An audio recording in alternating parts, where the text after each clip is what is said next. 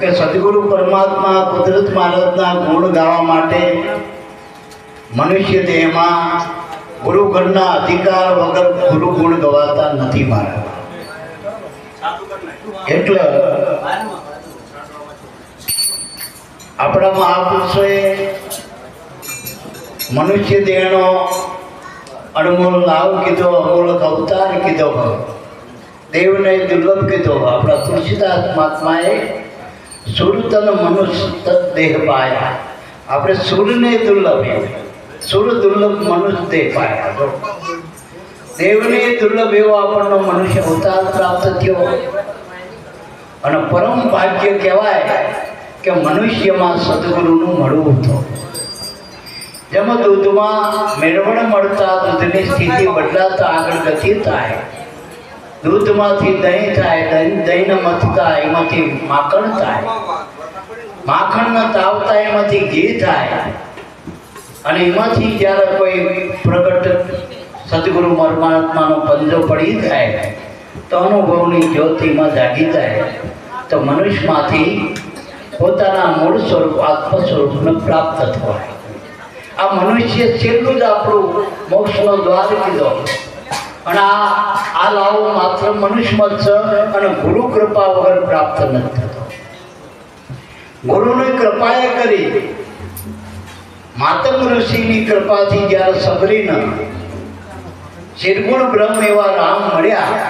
કારણ કે પરમાત્માના બે આપણા મહાપુરુષોના મતે બે રીતે આપણે સદગુરુ પરમાત્માની સેવના થાય. એક નિર્ગુણ ધારા, એક શિરગુણ ધારા. હવે નિર્ગુણ ધારામાં તો આપણા આત્મા એ જ પરમાત્મા છે, જેનું નામ કયો, વચન કયો, શબ્દ બ્રહ્મ કયો, એ નિર્ગુણ છે. દરેકના ઘટોઘટમાં રમીએ ઇતિ રામ, જે દરેકના ઘટોઘટમાં રમી ગયો, દરેકના શ્વાસામાં આ કુદરત મહારાજ શબ્દ બ્રહ્મ સ્વરૂપે રમી રહ્યા. એટલે અને એની રમત આલહ ને ત્યાં સુધી જ આ બધા જગતમાં આનંદ ઉત્સવ, એના જ આનંદ ઉત્સવ છે. હવે ગુરુની કૃપા માત્રથી સબરી એને બાલ્યા કોઈ કર્મ નહોતા કર્યા, જપ તપ તીરથ વ્રત યોગ સાધના કંઈ નહોતું કર્યું. એક ગુરુની કૃપા ઉતરી હતી સબરી ઉપર, ગુરુની નજર પડી હતી સબરી ઉપર. કાકીની પાત્રતા હતી અને પાત્રતા કેવળ સેવા ભક્તિથી પ્રાપ્ત થાય. સબરીના જીવનમાં લક્ષ્ય લેવું હોય તો સેવા ભક્તિ મુખ્ય હોય. અને અત્યારે કળિયુગમાં સેવા ભક્તિ જ મુખ્ય હોય. સેવા ભક્તિ કળી કાળમાં ઉત્તમ ભક્તિ ગણાય. રામને સિદ્ધને ભૂલી જવાય. એટલે ઉત્તમ ધર્મ કયો સેવા ભક્તિ. અને એનો ભેખ લીધા વગર તો અજમલ રાજાને આ રામદેવજી નતા મળ્યા. પોતરા રત્ન એ સેવા ભક્તિનો ભેખ છે મારા. એટલે જેટલા મહાપુરુષોએ સેવા કરી. અને જોજો ભક્તોમાં, સંતો ભક્તોમાં જ કુદરતે અવતાર લીધા. કુદરતે કઈ જ્યાં ત્યાં અવતાર ના લીધા, કઈ મોટા ઉદ્યોગપતિને અવતાર લીધા. ભગવાને જે પરમાત્માના ભક્ત હતા એ કુદરતના અવતારો થયા. એટલે મારા બાપ, ભક્તિ એ પરમાત્મા સ્વરૂપનું અવતરણ કરવા વાળું જો કોઈ પદ હોય એવી મા ભક્તિ માં. એ રામ જ્યારે નિવાજ્યા, ગુરુની કૃપાથી શ્રીગુણ બ્રહ્મ રામ મળ્યા સબરીને, એને ભક્તિનો ભેખ આપ્યો હતો સબરીનો, જેને આપણે નવદા ભક્તિ કહીએ. આપણે જગત દ્રષ્ટિએ કરીએ કર્મ એને નવદા ભક્તિ કહીએ. આપણે કંઈ જપ કરી દેવી દેવતાના એને આપણે ભક્તિ કહીએ. કોઈ વળી આપણે સાધના કરતા હોય એને ભક્તિ કહીએ. ના, રામે ભક્તિ શું કીધું? જ્યારે પ્રસન્ન થયા, સબરીના પાત્રને જોઈ, ગુરુની જેની દ્રઢ નિષ્ઠા જોઈ, એની ભાવના જોઈ, એની તીરથ જોઈ, એનું ધ્યાન જોઈ, રામે જ્યારે કૃપા કરી, શ્રીગુણ બ્રહ્મ રામ, જેને કુદરતનો અવતાર કહેવાય, મર્યાદા પુરુષોત્તમ, ત્યારે સબરી ઉપર જ્યારે નિવાજ્યા. સબરી એટલે મૃત દશા. આપણે મરી જાય ને શું કહી, માણા મરી જાય ને સબ કહી, એનું સબ વ્રત થઈ ગયું જીવન આખું. હું કંઈ નથી, મરદામાં કંઈ હોય એટલે કે આમાં પેલો ડૉક્ટર છે એટલે કે કંઈ નહીં. જેનો હું ખલાસ થઈ ગયો, હમ ખલાસ થઈ ગયો, એવી સબરી એના સદગુરુ પરમાત્મા નિર્ગુણ બ્રહ્મ એના ભજનથી, એની કૃપા માત્રથી જ્યારે રામ મળ્યા ત્યારે એમને ભક્તિનો ભેદ બતાવ્યો, ભેદ બતાવ્યો સબરે. કેવા જીવનમાં શું કરવું, એમ કરવા જેવું શું મનુષ્યમાં. ગુરુ મળ્યા પછી તો પહેલા તો બે વાના બધા માટે વગર ગુરુએ થાય કે પ્રથમ ભક્તિ કર સંતન કા સંગા. સંતનો સંગ કરો એ પહેલી ભક્તિ રામે સબરી નાખી, પહેલી જ ભક્તિ. પ્રથમ ભક્તિ કર સંતન કા સંગા. સંત કોને કહેવાય? જેને સત્યનો અંતડો ઓઢ્યો ને, જેને ગુરુના નામનો અંતડો ઓઢ્યો, એ બધા સંત કહેવાય. પછી વેશભૂષા પણ ગમે હોય, ભગવા પહેરે, લીલા પહેરે, સફેદ પહેરે, કે ગમે આમાંય સંત હોય, આમાંય બધા. જેના અંદર સત્યનું પ્રગટ થયું, જેના ગુરુ મહારાજે જેના નામનો અધિકાર આપ્યો હોય, એ જેના અંદર એ નામ પ્રગટ થયું હોય, રામ પ્રગટ થયો હોય, એની જીવન નિષ્ઠા, જેને બ્રહ્મનિષ્ઠ પ્રાપ્ત થયું હોય, બ્રહ્મનિષ્ઠપણું, એ બધા સંત કહેવાય. આપણે પત્ની કોને કહેવાય? એના માથામાં આપણે સિંદૂર પૂરી કે જમ કે પતિના વરી હોય તો સંત એ સત્યનો વરેલા હોય ને સંત કહેવાય આપણી ભાષામાં. જેનો સદગુરુ મળ્યા હોય, જેનો સત્ય નામ ઓળખાય હોય, એનો વર્યા હોય ને સંત કહેવાય. કે પ્રથમ ભક્તિ કર સંતન કા સંગા. કારણ કે સંત પરમાત્મા પાસે, સદગુરુ પાસે પરમાત્માનું પૂર્ણ સરનામું, જે બધે રહેલો ભગવાન, બધામાં રહેલો ભગવાન, એ આપણામાં સ એની ઓળખાણ કરાવવા આત્મ સ્વરૂપે એવા સદગુરુ સંત મળી જાય તો ભક્તિનો ભેદ હાવ નજીકમાં મળી જાય. પછી ઉપલે આચારની બહુ જરૂર નહીં. તો સંતને ઓળખવા માટે સદગુરુની શાન જોઈ, ગુરુગમ દ્રષ્ટિ થઈ. ગુરુગમ દ્રષ્ટિ વિનાના સંતો ઓળખાતા નથી. અને સંત ઓળખ્યા જો જલારામે પોતાની પત્ની આપી દીધી. તો હા, પોતાની પત્ની આપી એટલે પોતાની જે કંઈ આપણને દરેકના તર વાલું શું હોય? પત્ની હોય બધા કરતા. પુરુષના પત્ની જ વાલી હોય ને, પેલી પત્ની જ મળી. તે પત્નીને જેને વાલમ વાલી વસ્તુ, એમ આપણી શુદ્ધતા, આપણી નિષ્ઠા જ્યારે કોઈને અર્પણ કરી દે એને ભગવત પ્રાપ્તિ થાય. ત્યાં થોડી જનતા જાય ને મારા પાસે. તો જલારામ બાપાએ જે પત્ની આપી એટલે એની જે દ્રઢ નિષ્ઠા હતી એ સદગુરુ પરમાત્મામાં મૂકી દીધી. એને સંતના ઓળખી લીધા. તો અંજણો ના ઓળખ્યો, સંત ઓળખી ગયા. અને એને કીધું કે આના સિવાય કોણ માગણી કરાવી?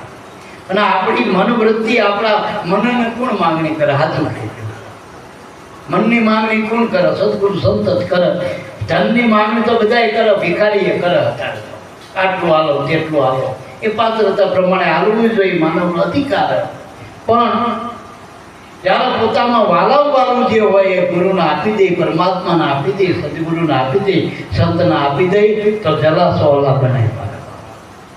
જો વાણિયા, તો વાણિયા તો નફાનો ધંધો હોય ને.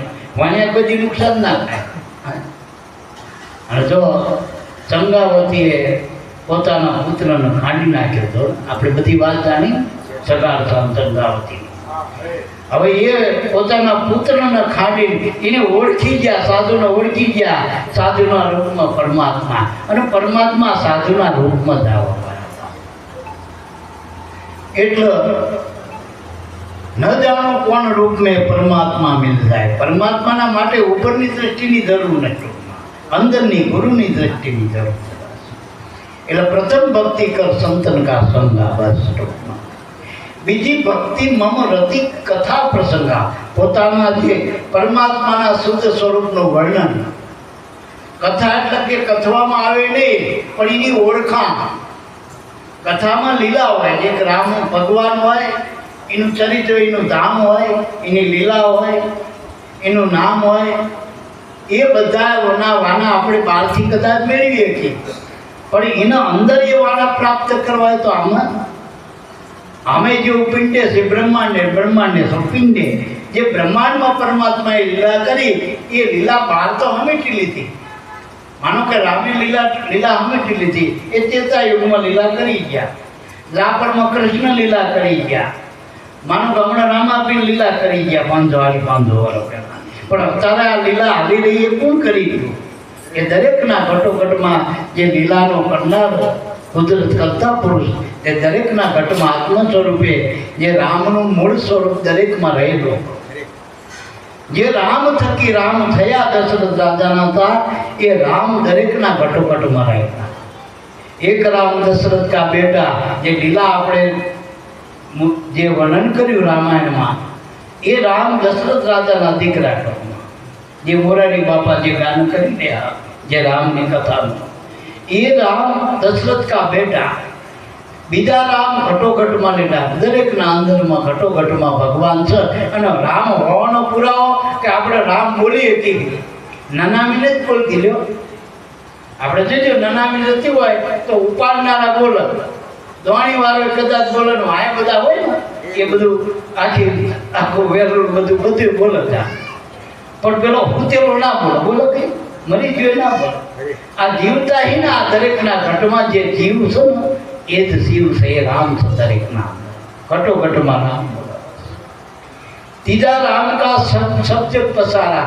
આ જેટલું આંખે દેખાય, જેટલું દેખાય એ મારા નાથનું છે. આપણી સત્તાથી શું બને? એક જોડનું રજકણ પણ આપણી સત્તાથી બનતું નથી. દરેકમાં કણ કણમાં રામ જ રહેલો. ભગવાન અને ભગવાનની જે આ બધી જે દેખાય માયા, એ બધું ભગવાન જ, અને ભગવાન જ થઈ આ જગતમાં કોની થઈ? આ જેટલું દેખાય એને માયા કહેતા હોય આપણે, તો એ કોઈની થઈ? એ ભગવાનની જ જવાય, એ ભગવાનનું રૂપ છે. આ જગત આખું ભગવાનનું રૂપ છે. એ રીતે એને ત્રીજા રામ કા સર્જક પથાર.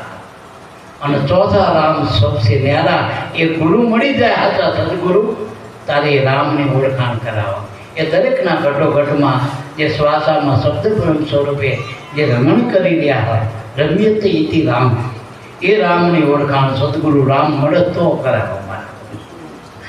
તો કે બીજી ભક્તિમાં કથા પ્રસંગ, ત્રીજી ભક્તિ ગુરુચરણમાં. અને ખરેખર ગુરુચરણનો અધિકાર મેળવવા માટે અનુભવી મહાપુરુષોના સત્સંગની જરૂર છે. એનું આ જે રામના અસલ સ્વરૂપની ઓળખાણ કરાવનારી, જે બધે રહેલો ભગવાન તમારામાં છે એવું નક્કી કરવાવાળા, એટલે સત્સંગ મુખ્ય સાધન છે. જોકે ચારે યુગમાં સત્સંગ છે, ચારે યુગમાં. અને સંતનો સંગ થયો ને એ જ સુધર્યા. આ નારદનો સંગ થયો વાલિયાનો, તો વાલિયો ઉલટા જાપ જપા સબ જાના, વાલ્મીકી ભયા બ્રહ્મ સમાના. વાલિયો લૂંટારામાંથી ઋષિ બની ગયો. જેને રામના જન્મ પહેલા, અવતાર પહેલા એને જો આ રામાયણ લખી નાખ્યું, અને એ પ્રમાણે કુદરત મહારાજના અવતારની લીલા કરવી પડી ને એને લખ્યા પ્રમાણે.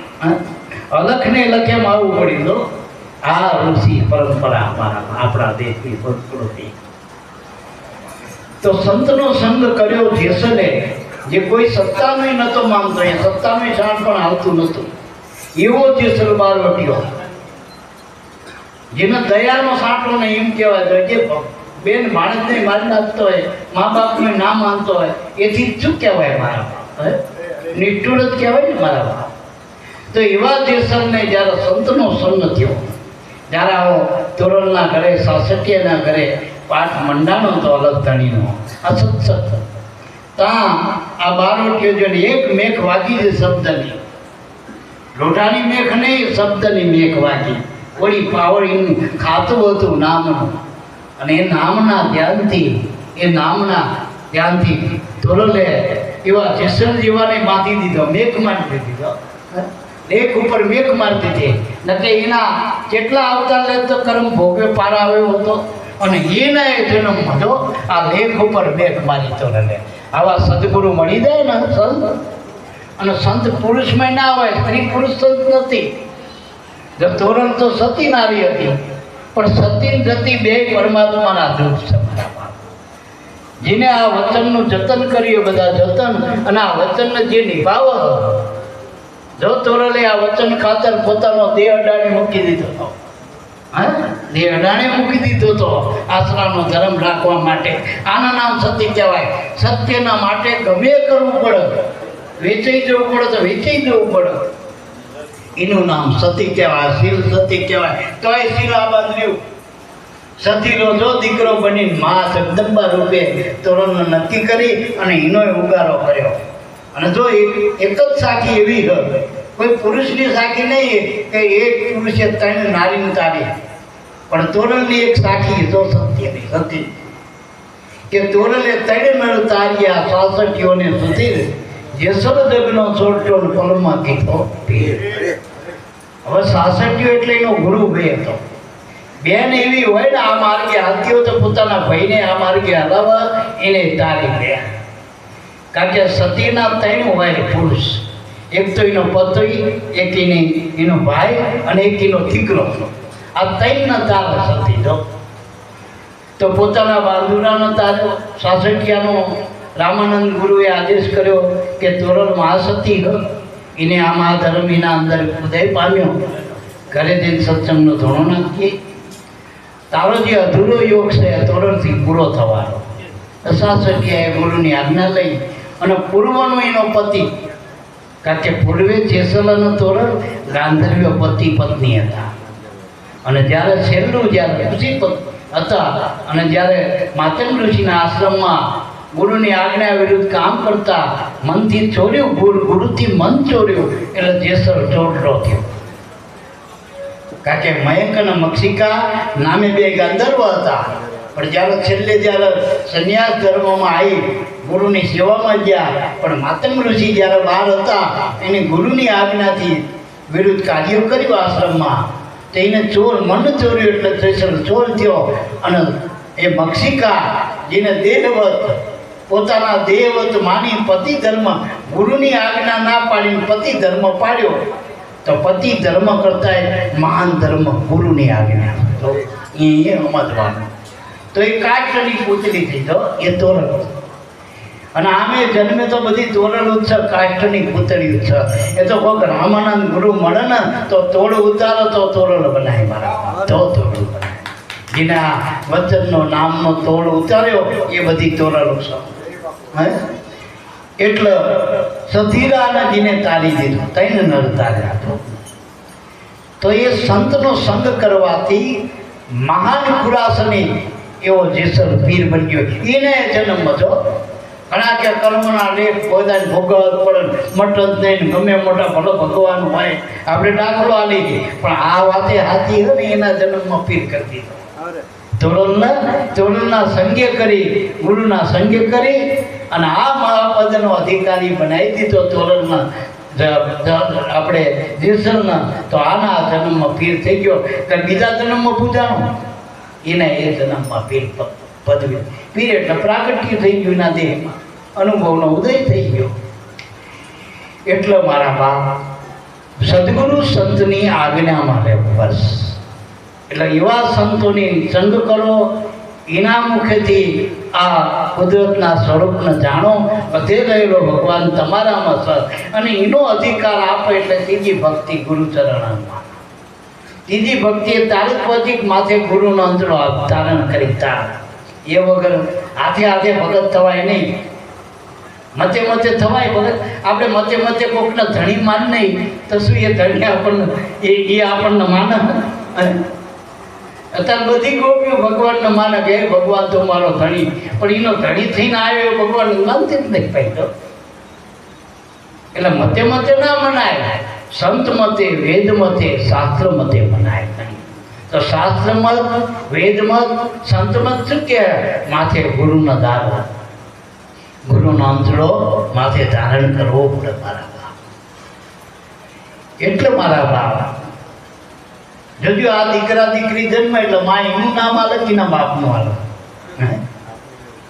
એટલે ગુરુરૂપી માં રહી ને એના આ બાળકો જન્મના આ બધા વિવેક, વિચાર, જ્ઞાન, દાન, વૈરાગ્ય જે ગુણ આપણામાં આવ્યા જેવી ગુણ્યો એ આ માના, ગુરુરૂપી માના. અને એનું નામ ગુણ આપ્યું ગુરુનું. આ જેટલામાં આ પુરુષો થયા જેના ગુણ કુદરતના ગુણ ગાયા પરમાત્માના, તો માથે ગુરુનો આધાર લીધો. મતે મતે ગાયા કવિ કરી. માથે રવિ ગુરુ ભાણ સાહેબના ચરણે, મોરાર કે રવિ ગુરુ ચરણા, ઉગારામના ચરણે નાભુ દાદા, જો આ બધાએ શરણ ગુરુનું આપ્યું. જો મહિમા ગુરુનો. એટલે ગુરુ બિન જ્ઞાન ધ્યાન સર્વે ભોગટ. ગુરુ વગર કંઈ પ્રાપ્ત થતું નથી. અને જો એક રવિ સાહેબે એક વાણી મેં કીધું કે નુગરા નહીં ચડે મેરવા. નુગરા ભલે બેઠા બેઠા કે મારા ફેરવે, નુગરા ભલે દેવે દાન, પણ ગુરુ વિના બધું નિષ્ફળ જશે. જોઈ લો શાસ્ત્ર પુરાણ. એટલે ગુરુનો મહિમા મારા, એટલે ગુરુનો મહિમા. પણ ગુરુના વરણ વ્યવહાર જોવાની જરૂર નથી. ગુરુની પરંપરા તપાસ કરો, કઈ પરંપરામાંથી આવે છે.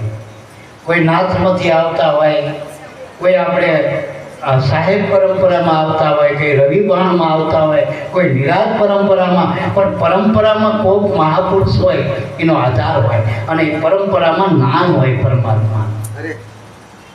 નામ જ છે ને, નિરંતર તો નામ જ છે. દેહ કરીને કોઈ કાયમ રહેતું, કોઈ કાયમ રહેતું નથી. મારામાં નામ જ કાયમ છે પરમાત્મા. તો એ આપણને ગુરુ ચરણે અધિકાર મળ્યો.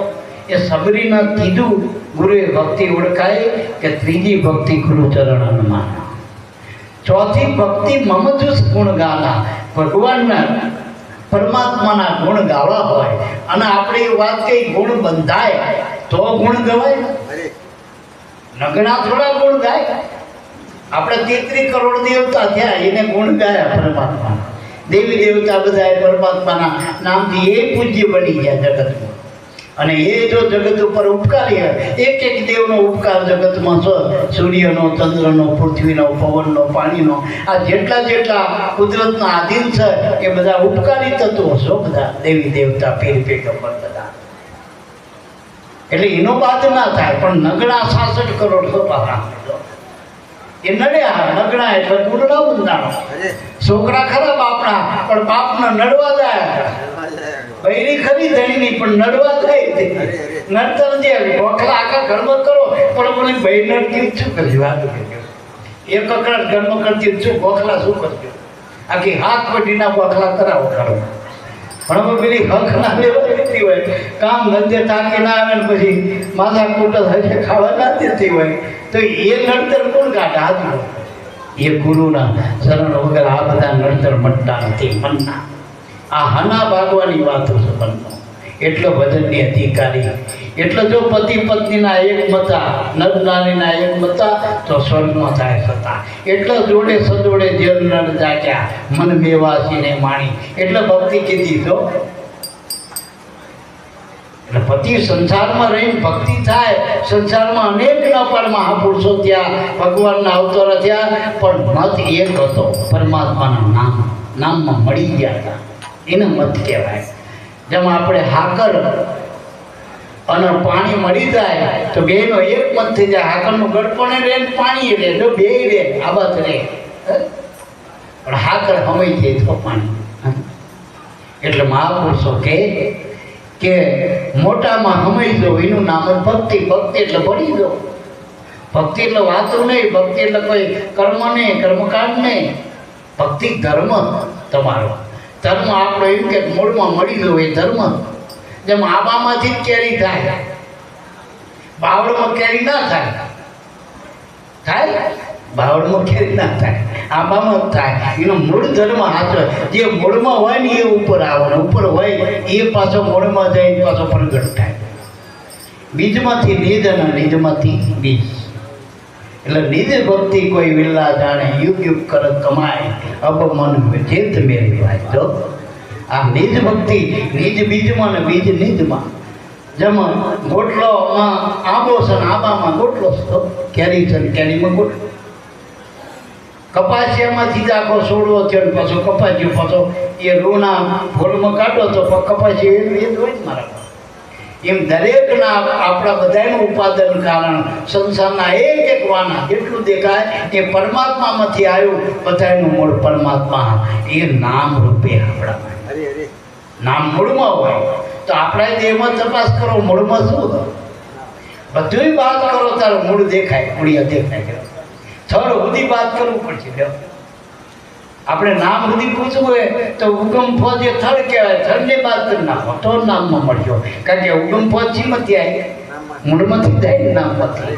નિરાજ મહારાજ થડ કહેવાય, પણ નામ છે તો એનું મૂળ થતો. એટલે દરેકમાં આપણું સનાતન એ મૂળ ધર્મ. એટલે એને નિધિયા કીધો, એના મૂળ કીધો, મહાધર્મ કીધો. નામ એ જ સત્ય સનાતન. આ વાત નક્કી કરો. પાંચમી ભક્તિ વેદ પ્રકાશ.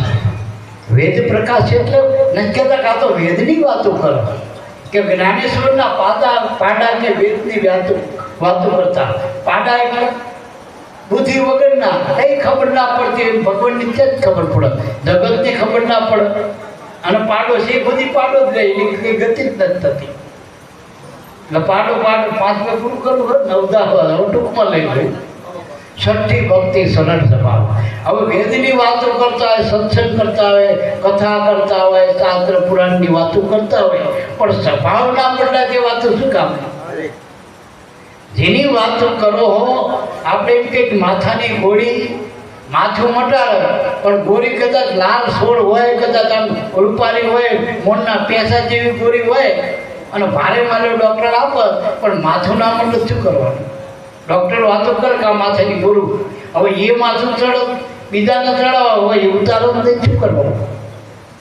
એમ ખાલી વાતોથી વાતળી 20,000 હકડી હાથ ઢળો, ધોખો નહીં જીવનું તને ઉગરી જતા મારો.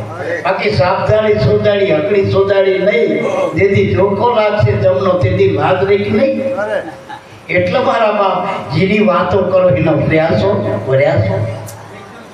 મારો ધણી આમ ને, મારો ધણી આમ ને, મારો ધણી આમ ને, એના વગર કોઈનું પાંદડું ના હાલે, પણ એ ધણીને ઓળખો વર્યાસો. ભગવાન ભગવાન વગર પાંદડું ના મળે, પણ એ ભગવાનના વર્યાસો. ભગવાનના વર્યા કોણ કહેવાય? કે જેને એક માના શબ્દે જો પાણું નાખ માળવો છોડી દીધો, ગોપીચંદ ભરતરી નવ નાથ વાલ્યા નાથ કહેવાના દઉં ને. કમાએ એટલું કીધું કે આવી કાયા તારા બાપની હતી, એને એમ કીધું કે તું બધું લૂંટાઈ ગઈ થતો રે ઘર મૂકી, પણ સમજી ગયા સાર માની વાતનો વરી લીધો તો કામ થઈ ગયું. અને નવનાથ વાલ્યા નાથ ગયા. આખો એનો સંપ્રદાય દત્ત ભગવાનની આગેવાનીમાં આખો સંપ્રદાય હાલે નાથો. નાથ એટલે ધણી, નાથ એટલે ધણી. આમે છૂટા ફરતા હોય ને તો એ બધા આખલા કહેવાય. નાથ્યા પછી તો એ ભગવાનના કાર્યમાં લાગી જાય, એ કામમાં લાગી જાય, ધર્મમાં લાગી જાય. જેના માથે નાથ હોય એ ભગવાનનું ભજન કરે, બસ આ સીધી વાત છે. જેમ જેના માથે ધણી હોય ઘરનું કામ કરે, પત્ની એ ગરમ વાત. એમ જેના માથે નાથ છે, નાથનું પાનું છે, એ ધર્મ હું પણ સીધી જ વાત. છઠ્ઠી ભક્તિ સરળ સ્વભાવ બદલાવો જોઈએ. જેસલના પછી ગમે આખી જગત પાછલા જોયું, પણ જેસલે જગત સામું જોયું નથી. આપો જાદરો પહેલા એના સામું જોઈ ના કાય તો એટલો એના અંદર ખુન્નસ હતી, તે જ હતું. એટલો બધો ક્રોધનો કરેલો, એના ઘરના સુધી, એની મા સુધી આનું ન બોલી. એ દાદરો જ્યારે આ નામને વર્યો, આ પીરાઈ પ્રગટી દાદરામાં, પછી દાદરા માટે ગમે જગત કીધું, પછી દાદરો એકમાંથી બીજો ના થયો. સરળ સ્વભાવ બદલી જવો જોઈએ. તો આ તો ભાવ રાખી પ્રભાવ પાડી, પણ સ્વભાવ પાછો એનો એ ધૂળ જીવો હોય તો શું કરવાનું? છઠ્ઠી ભક્તિ જ્યારે ઉતરે, જો વેદ પ્રકાશ્યા હોય તો આગળ ગતિ થાય, તો સ્વભાવ તમારો પલટાય. નકર પ્રાણ જાય વગર પ્રકૃતિ જતી નથી, એવો નિયમ થાય. મૂળમાં રે આઈનો ડંખ દેતો હોય, પછી બીજા જન્મમાં હરફમાં ડંખ જ દે, મેથી થાય, છેવટે મઢમાંથી થાય, પણ ડંખ જ દેવાનું કામ રહે. આ સ્વભાવ ના બદલાનો કહેવાય. મળ્યા પછી એ બીજકીનું રહી જાય, સ્વભાવ મૂળમાં રહે. આપણે માનો પૃથ્વીમાં અમે અનેક વાણા બીજક નાખી, તો હવે લીંબોળી વાય તો ખાટું, એનો અવાજ ખાટો. પાણી તો એક જ મૂળનું પાયું હોય.